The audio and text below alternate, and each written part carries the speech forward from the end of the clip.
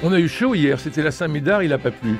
Donc ça, c'était merveilleux. Nadir Amaoui, bonjour. Bonjour Christophe. Nous allons au théâtre pour aller assister à Eurydice d'Anouilh avec vous, Emmanuel Goury. Bonjour. Qui avait mis en scène ce formidable spectacle au théâtre de Poche. Et avec vous, naturellement, Gaspard Cuillet qui jouait Orphée. Donc c'est quand même tout un programme. Alors Emmanuel Goury, vous êtes auteur, comédien, metteur en scène. Vous faites partie de ces hommes de théâtre de la nouvelle génération qui s'affirment à chaque fois davantage à chaque nouvelle production. Alors jugez plutôt, vous aviez coécrit avec Mathieu Ranon Et si on ne se mentait plus, qui racontait l'amitié de Lucien Guitry, Jules Renard, Tristan Bernard, Alfred Capu et Alphonse Allais. C'était un succès, on s'en souvient.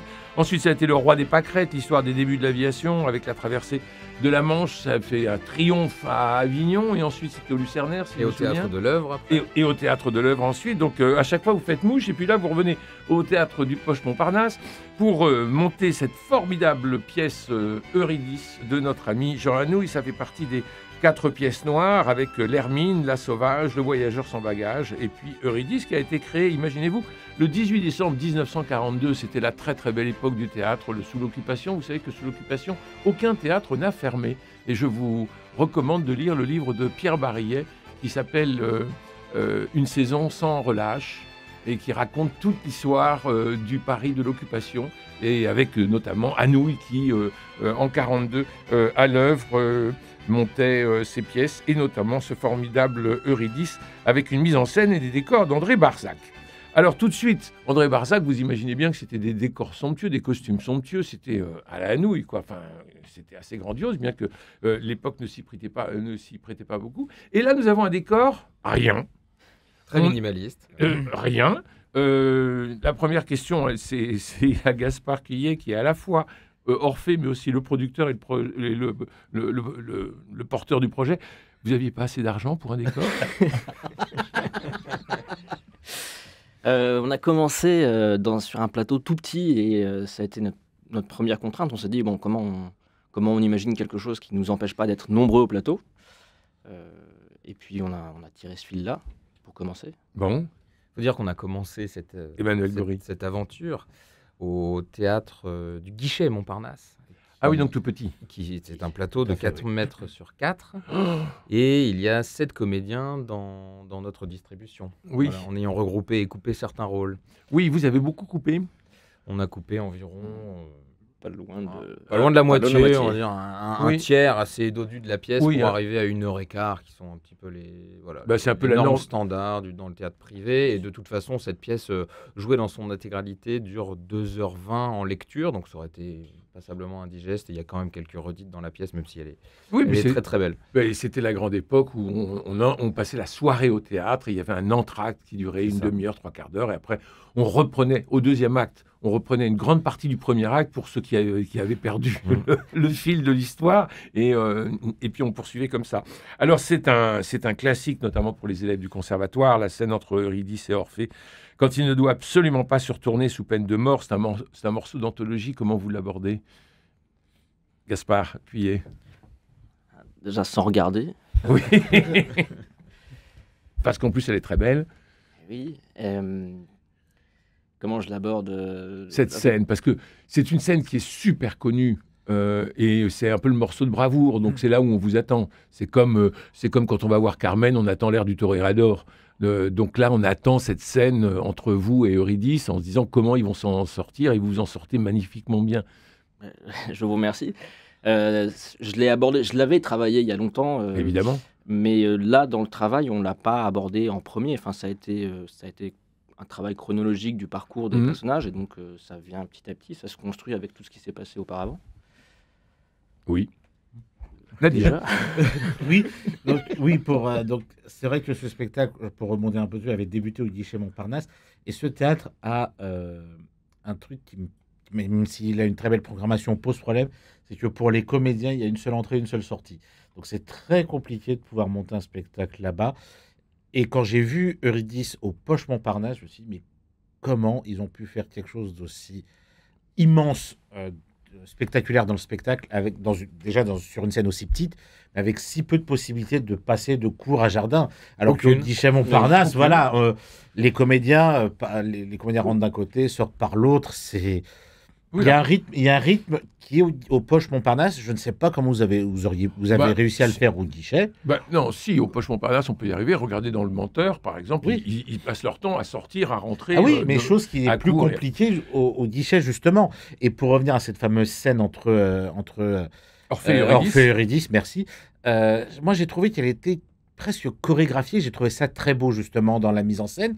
Qu'est-ce qui a donné l'idée, justement, que ce soit presque une chorégraphie entre ces deux personnages, cette fameuse scène où ils ne peuvent pas se voir, où ils se disent vraiment tout ce qu'ils ont au fond du cœur, mais presque en chorégraphie. Mais comme l'a dit Gaspard, moi je veux pas que ce soit une facilité de réponse, mais le petit espace du guichet Montparnasse a imposé un petit peu cette circulation, cette occupation de l'espace qui s'est voulue très fluide au début. Alors pourquoi?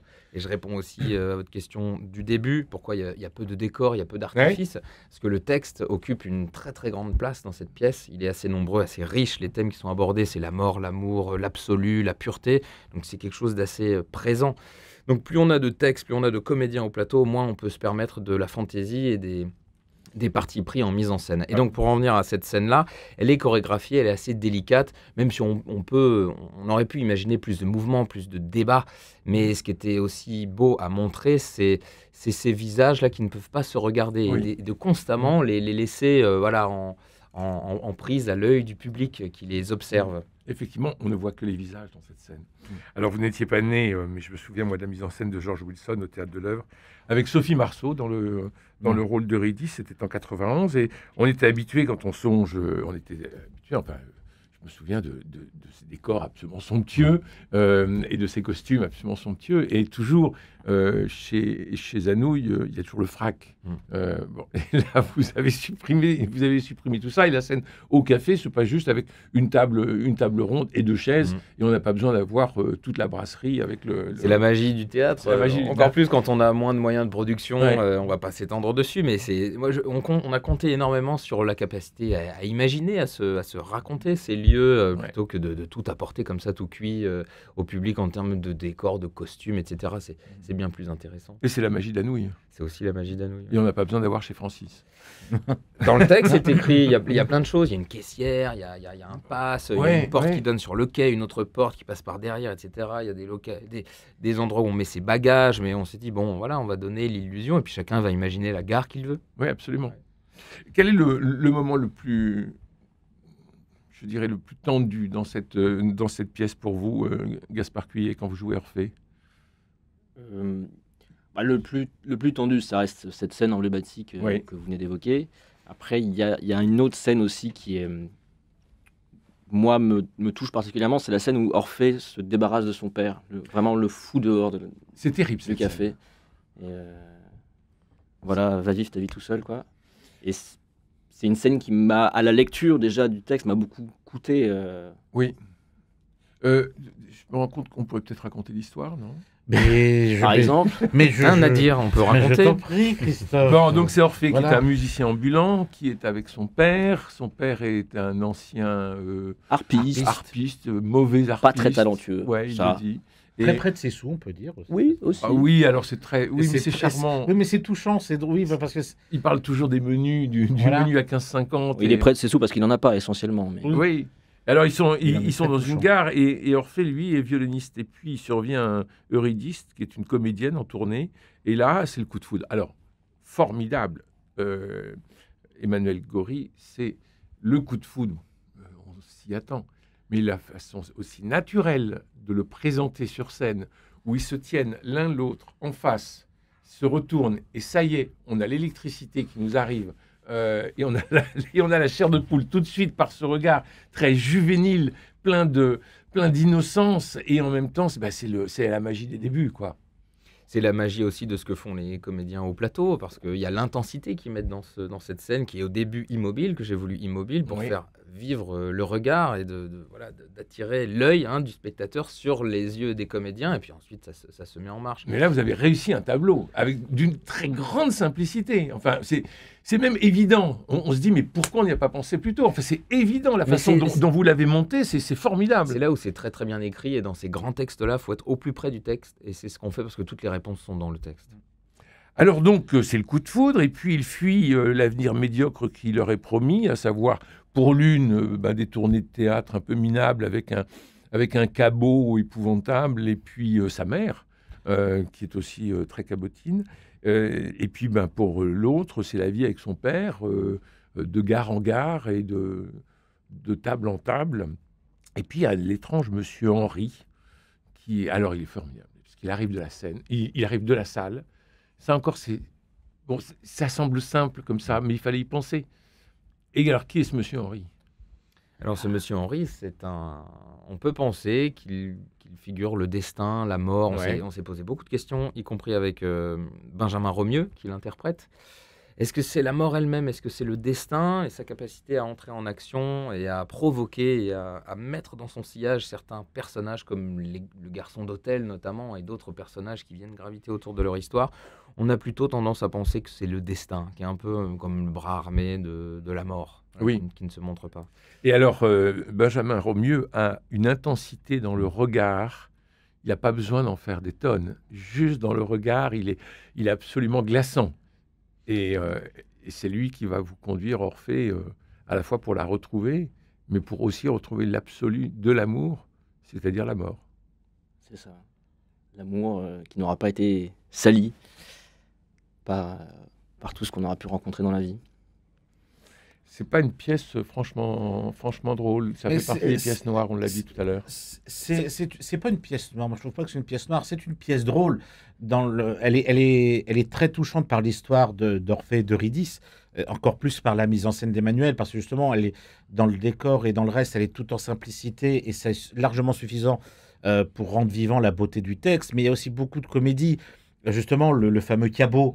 Qui joue deux rôles, celui qui joue le cabot et l'impresario absolument immonde.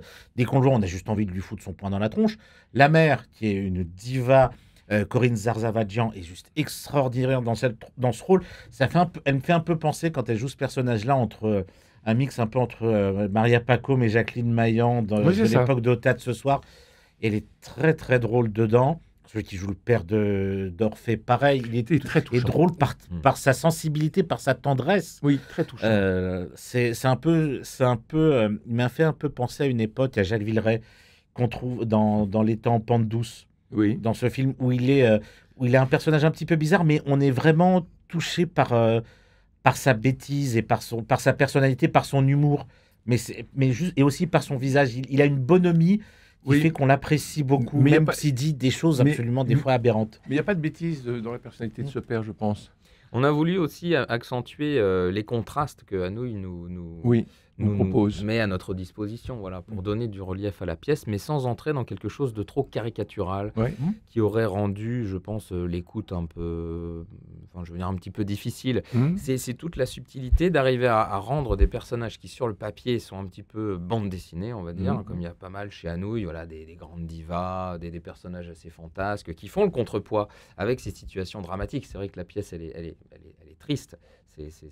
C'est une tragédie. Donc on a besoin de ces contrepoids et de cette subtilité, donc de faire un père qui est un peu simple, un peu lourdingue, etc. Mais en même temps, il a des espèces d'envolées un petit peu lyriques, un peu inspirantes. Et dans la phrase d'après, il se ridiculise complètement. La même chose avec la mère et ce personnage qui est son amant, qui s'appelle Vincent, qui sont des comédiens hyper cabots, etc. Ils incarnent en fait ces personnages-là, tout ce que Orphée et Eurydice refusent, à savoir une vie, on va dire la vie, qui est celle qu'on connaît tous les jours, quelque chose de raté, de cabossé, on recommence, voilà, on a eu des échecs, on a eu des erreurs. Orphée ne le tolère pas, ils sont à la recherche de quelque chose de pur, et c'est bien pour ça que ça se termine dans la mort, parce qu'une fois qu'on est au monde, voilà, on ne fait qu'enchaîner ce genre de déboires. Et ces personnages-là, qui sont très touchants, nous ont aussi beaucoup aidé à construire la pureté de ces personnages-là et le poids, en fait, de ces situations dans lesquelles Orphée et Eurydice se retrouvent. Alors, on parlait des cabotins du théâtre et de ces comédiens qui sont pas des comédiens ratés. Enfin, on en voit plein, des comédiens en tournée comme ça, qui rôdent du jabot, comme on dit, effet, vous voyez. Et on peut donner des noms. Mais Anouilh aime beaucoup se moquer du théâtre, précisément pour proposer son théâtre. C'est-à-dire que en plaçant dans le théâtre des gens de théâtre et en les caricaturant d'une certaine façon, et on va l'avoir aussi dans la valse des toréadors. Enfin, Mmh, eh bien, il donne vie, il donne corps à des personnages qui ne sont pas des personnages de théâtre, qui sont ses personnages, et c'est pour notre théâtre à nous. C'est-à-dire que c'est ça qui est très très joli dans Anouilh, c'est cet effet de miroir qu'il y a toujours pour sauver son théâtre à lui. Vous voyez, mais c'est ce qui fait vraiment le charme. Est-ce qu'on peut parler d'une ironie poétique? Oui, il y a beaucoup de poésie. Il y a beaucoup d'ironie aussi. J'allais y venir. Vas-y, allez, choisis ton camp. Allez, Gaspard Cuillet. Je pense qu'il y a beaucoup d'ironie d'Anouilh vis-à-vis d'abord de tout cette panoplie de personnages secondaires. Il y a probablement aussi de l'ironie dans l'histoire un peu pure et parfaite à laquelle aspirent Orphée et Eurydice.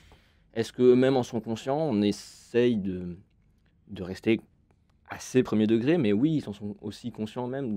Il y a quelque chose de drôle et un peu cruel parfois dans ce qu'ils essayent de trouver. Mmh.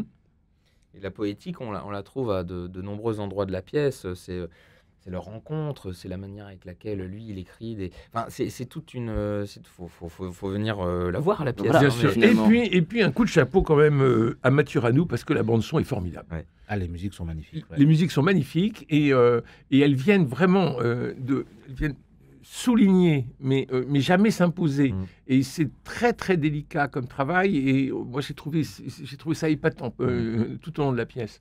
C'était aussi un parti pris, puisqu'on ne pouvait pas se permettre beaucoup de décors, beaucoup de changements de costumes, de décors, etc. On en a parlé avec Mathieu. On a aussi voulu que la pièce vive par la musique. Et ce qui a inspiré tout d'abord Mathieu, c'est Monsieur Henri. Donc c'est le personnage qui personnifie, on va dire, le destin, qui avance implacablement.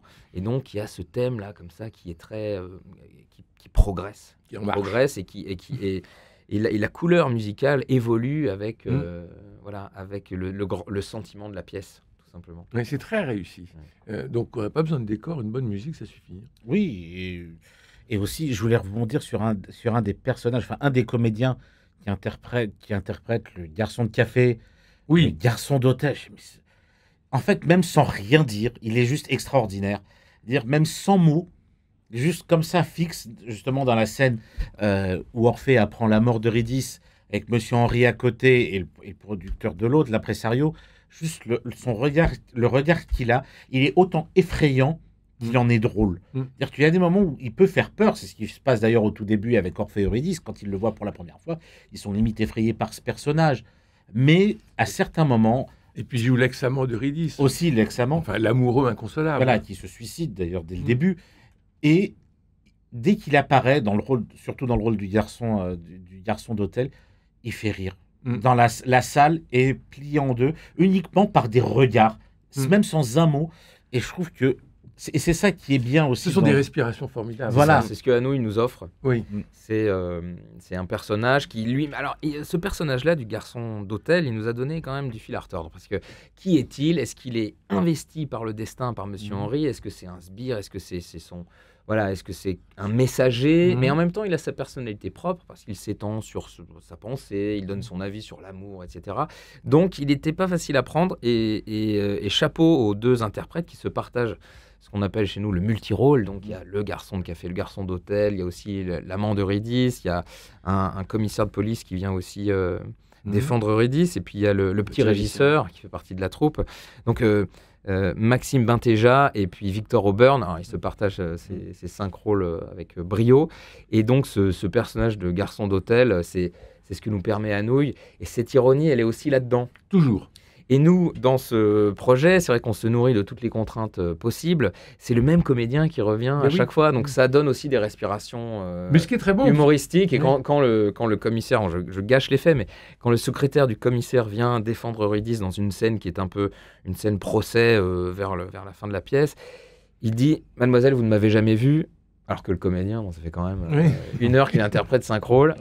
Ça c'est quelque chose qui est drôle pour nous et qui nous offre des respirations. Exactement. Mais oui, ce sont des bulles dans cette espèce de cloaque, parce que c'est un peu un cloaque aussi, il faut le dire. Mais chez Anouilh, il y a toujours le petit personnel. le petit personnel est très important parce que c'est lui qui, souvent, est porteur de vérité. Et Anouilh disait, lorsque je ne trouve plus d'inspiration, je fais rentrer un personnage. Et alors c'est formidable à l'époque, mais ça fait des pièces à 25 comédiens. Ah bah c'est qu'il n'avait plus beaucoup d'imagination à ce moment-là, quand même. Et donc aujourd'hui, c'est très compliqué de monter une pièce d'Anouilh. Et donc un grand coup de chapeau pour cette Eurydice sans artifice. Je crois que c'est comme ça qu'il faut le définir, votre spectacle, parce que c'est vraiment très, très réussi. Et on est dans la quintessence d'Anouilh, et puis dans la quintessence de la poésie d'Orphée. Et de l'amour entre Orphée et Eurydice qui nous surprend toujours, bien qu'on connaisse la chanson, j'allais dire. Nadir. Oui, et moi, ce que j'ai trouvé encore plus extraordinaire, c'est que le soir où je suis venu, il y avait toutes les catégories d'âge existantes dans cette salle. Il y avait des collégiens comme il y avait des personnes âgées. Et à l'unanimité, quel que soit l'âge, ils étaient captivés par le destin d'Orphée et Eurydice. Ils riaient face au père d'Orphée, face à la mère d'Eurydice, face au garçon d'hôtel. En fait, ou dans certains spectacles, on rit à un endroit ou à un autre selon l'âge. Là, avec cette mise en scène-là qu'a fait Emmanuel, tout le monde rit en même temps, au même moment. Et c'est ça qui est extraordinaire, parce que ça a le même effet, quel que soit l'âge du public. Oui, et moi j'y étais avec des classes de 3e à la terminale, et ça ne mouffetait pas. Ah oui, ils étaient captivés. Ça ne mouffetait pas. Et quand vous dites tout le monde rit, ou tout à l'heure vous avez dit la salle était pliée en deux, non, on ne rit pas à Anouilh, on sourit, mais on ne s'esclave pas. Ça dépend. Il y a des passages. Là, ça dépend des soirs. Ouais, ça dépend des soirs. Ouais. Parfois, ça prend une certaine tournure. Et tu parlais de respiration, c'est vrai que tous les personnages qui arrivent dans la pièce apportent chacun leur respiration. Parfois, ça prend une tournure très comique. Très comique. Oui. Pourvu qu'il y ait un public qui réponde à ça. Oh ben j'imagine que Corinne, à ce moment-là, est portée par les rires, parce qu'elle est épatante dans son rôle. On sent qu'un rien et le rôle est beaucoup plus long, normalement. Donc, si on avait pu monter la pièce dans son intégralité, il y a des improvisations qui peuvent se faire. Voilà, elle en joue énormément, mais pour des raisons d'efficacité aussi, on a contraint cette scène. Donc, c'est un petit numéro de claquette comme ça qui est merveilleux. C'est vous, Emmanuel Gory, qui a fait pas l'adaptation, mais les coupes, on peut dire. Ouais. Oui, alors Gaspard avait déjà travaillé sur le projet bien en amont, avant qu'on puisse travailler dessus ensemble, et puis on l'a retravaillé. C'est vous, Gaspard, qui est allé chercher Emmanuel ? Oui, absolument. Au Tibet. Ah oui. C'était à 8000 mètres dans une grotte. Oui. Et un jour, j'ai vu arriver un type comme ça. Alors que, et donc je lui ai apporté un texte et il est venu. Et donc c'est vous qui vouliez monter Orphée ? Absolument. Eurydice, même. Oui. Mais oui. Bon. Et c'est un projet que j'avais depuis très longtemps, parce que c'était un texte qui m'avait bouleversé, oui. qui m'avait vraiment touché, et j'ai voulu le travailler jusqu'à le monter sur une scène, sur un plateau. Mm-hmm. Alors comment s'est passée la distribution ? C'est vous qui vous en êtes occupé ou c'est Emmanuel ? Quand je suis arrivé, j'avais une partie de distribution, et on a la chance avec... Ça, c'est la séquence jeunesse d'un projet. Hein. Oui, j'avais compris. On a la chance de venir du même endroit, et en fait, tous les comédiens, s'ils ne se connaissaient pas, 100% ne se connaissaient peut-être pas au début, mais on a évolué dans le même milieu, on sait à peu près la manière on a la même approche du travail, la même approche du théâtre, et donc c'est comme si on se connaissait tous depuis très longtemps. Et c'est ce qui fait que la pièce fonctionne bien, je pense, c'est cette cohésion à laquelle je tenais énormément. Une distribution à 7, quand même, c'est très très important. Il fallait qu'ils soient connectés les uns aux autres. Et ne négliger personne. On a parlé des petits rôles, on appelle ça comme ça, les petits rôles, mais on a négligé aucun détail. Non, mais le petit personnel... Et ça se voit. Le petit personnel dans le théâtre d'Anouilh est fondamental. Merci infiniment à tous les deux. Merci Emmanuel Gory, merci Gaspard Cuillet, merci Nadir Amaoui. Alors Gaspard, vous êtes Orphée dans cette Eurydice sans artifice, ça s'appelle juste Eurydice. C'est une magnifique pièce de Jean Anouilh, comme vous le savez, c'est au théâtre du Poche Montparnasse, boulevard de Montparnasse. du mardi au samedi à 19h et le dimanche à 17h30. Oui, c'est à 19h parce qu'à 21h, il y a le Menteur de Corneille que je vous recommande d'aller voir aussi. Donc vous prenez 2 billets, vous êtes à 19h pour Eurydice et à 21h pour le Menteur. Au début, c'est un rire grinçant et ensuite, c'est un rire léger. Léger. Voilà, merci à Cédric Cobat pour la réalisation, François Dieudonné pour l'organisation des studios, Louis-Marie Picard et Camille Meyer pour le partage sur les réseaux, sur YouTube si vous voulez nous voir et sur l'application Radio Notre-Dame si vous voulez nous garder dans la poche et nous écouter partout et tout le temps. Et ben voilà, c'était vendredi. Je vous souhaite un très bon week-end. Il paraît que demain il va pleuvoir, mais ça va faire du bien aux plantes. Et puis nous, même à nous. Oui, tout à fait. Et puis nous, on retourne au théâtre. Donc, peut-être retourner voir Eurydice parce que c'est quand même très très réussi. Bravo à tous les deux. Et merde pour ce soir, puisque vous jouez ce soir à 19h. Mais oui. Ils prennent. Je vous embrasse.